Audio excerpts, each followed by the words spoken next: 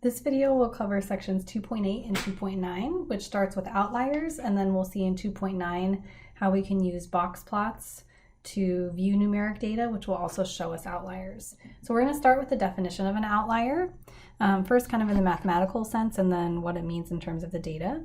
So the outliers are based on the first and third quartiles, which are summary descriptive statistics from the data. First, we define the interquartile range, which you've seen before, as the IQR, Q3 minus Q1. And then we calculated lower and an upper fence that help us define which data points are outliers and which are not. So the lower fence, capital L, is calculated as Q1 minus 1.5 times the IQR. And the upper fence, U, is calculated as Q3 plus 1.5 times the IQR. And so based on this upper and lower fence, we can define outliers as unusual data points that are outside the range of L and U. And so if we think about looking at kind of our data points, maybe on a number line, right? And most of them are right in the middle here. And then I calculate my lower bound or my lower fence and then my upper fence, but then I happen to have a data point way up here beyond the fence. That would be an outlier because it's beyond the upper fence of my data. And so we're going to look at an example here from the King data set again using weight gain. I want you to go ahead and pause the video and calculate the IQR, LU, and define where the outliers would be. The quartiles are given to you. You can also go back to section 2.4 to see where you've calculated those before. So again, pause the video now, try that on your own, and then once you've tried it, you can resume. Okay, I'm assuming you've paused and you should have calculated the IQR as Q3 minus Q1, which is 15. The lower bound would be Q1 minus 1.5 times the IQR, which is 25 minus 1.5 times 15. Remember your order of operations, which gives you 2.5. And then the upper bound, Q3 plus 1.5 times the IQR, is 40 plus 1.5 times 15, which gives you 62.5.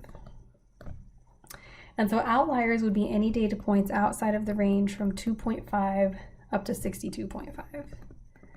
And so this means if there is a woman who gained less than 2.5 pounds or more than 62.5 pounds, her weight gain during pregnancy would be determined to be an outlier. Now, outliers are really valuable information. There's usually a question about, well, if I have outliers, should I delete them? Should I not delete them? What do I do with them? They tell us a lot about the diversity of the population, and we don't just automatically want to delete them from our data set. Sometimes it might be a data point that was recorded in error, and so we should always look at our outliers to try to figure out if we think it's a real data point or not.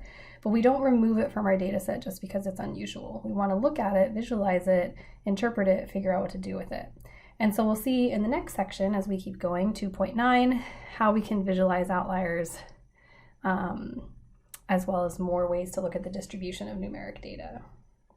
So for 2.9, we're going to start with a box plot. This is a graphic, again, for one numeric variable that is based on the fences that we have, the lower fence and the upper fence, the first and the third quartiles, and the median. All right, and so this figure on the right-hand side is a box plot, right? So if we kind of label things here, the middle bar in the box is the median. The upper edge of the box is at the third quartile. The lower edge of the box is at the first quartile.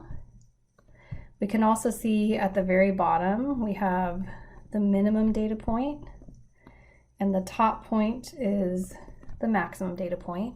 And then you'll see, sometimes we refer to this as a box and whisker plot, where the lines end right here and then points begin.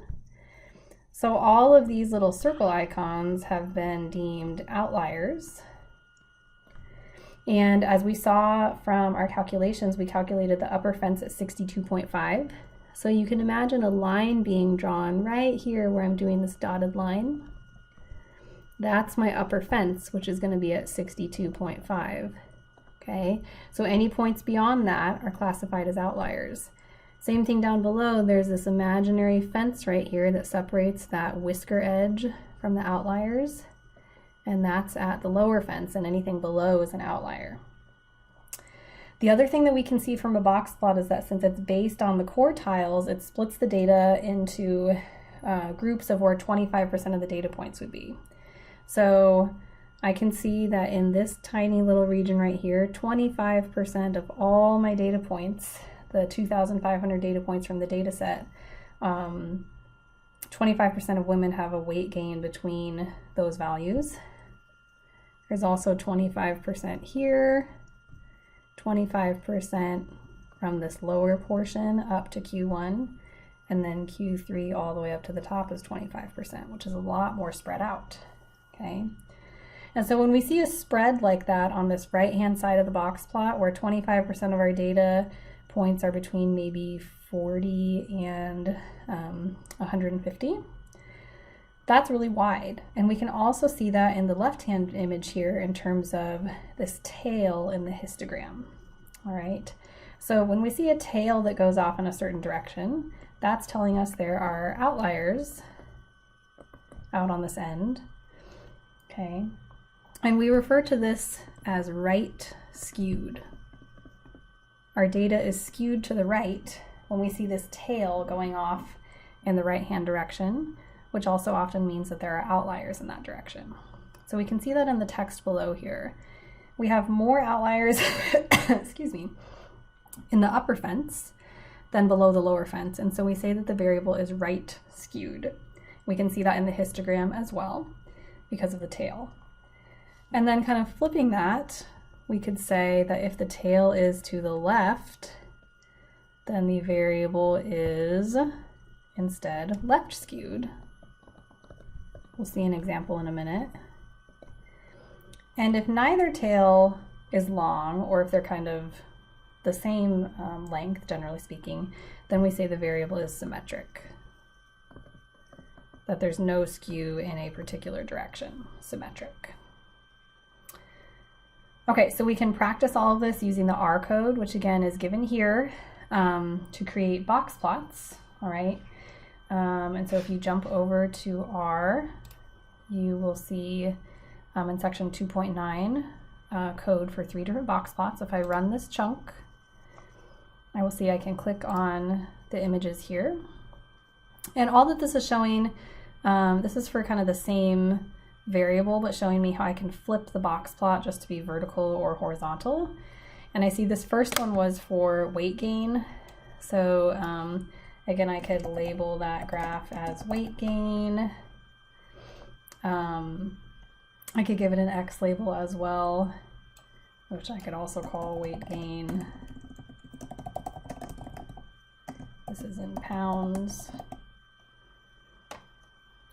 Okay, this par function right here, mf row C12, this is just telling R to make 2 graphs next to each other. So this is saying put them in, the 1 tells it to be 1 row, and then the 2 says 2 columns. So it's just going to put the graphs side by side.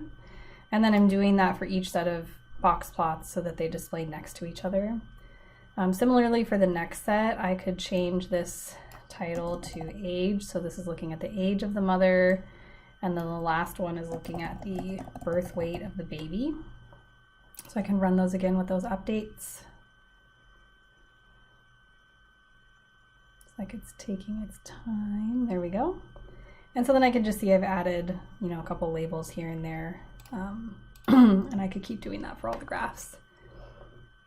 So there's the basics of how we get my box plots. Now going back to the handout, on the next page, I want you to pause real quickly and figure out between these 2 variables, mother's age and the birth weight of the baby, which variable is generally symmetric and which is left skewed. So pause and do that, and then you can resume the video. Okay, so you should have decided that the mother's age at pregnancy, which is the first graph here, we would say is nearly symmetric. with no outliers. Okay, and generally speaking, this makes sense in terms of what we know about biology, right? It becomes physically impossible to have a baby below a certain age or above a certain age, and so we really don't see outliers in that particular variable. And then the birth weight is slightly left skewed.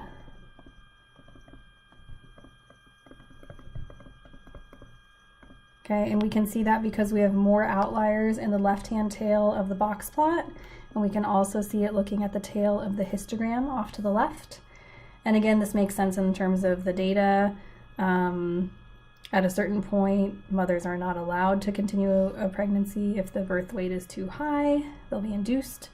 And yet premature babies and things like that often lead to babies that have a very low birth weight. And so we end up with left skewed data.